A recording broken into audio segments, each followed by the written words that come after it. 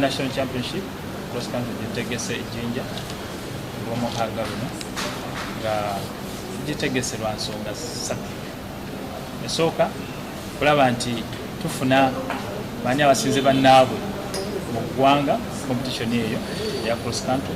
Kyokubiri tugenda kulonda ttiimu genda okutukiikirira mu Cameroon nga mpaka za Africa za mulundi gwa kuna.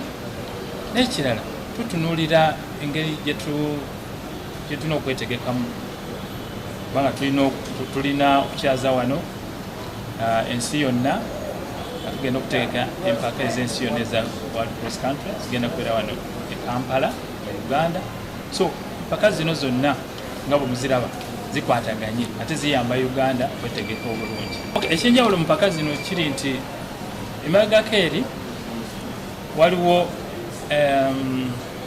embiro nga za meters 12 zibikulwa abasajja emyaka 20 n'okugenda mu maaso, n'abalala abakazi nga badduka kilomita 8, abakazi abakulu senior era mu myaka gyegimu abadduka kilomita 8.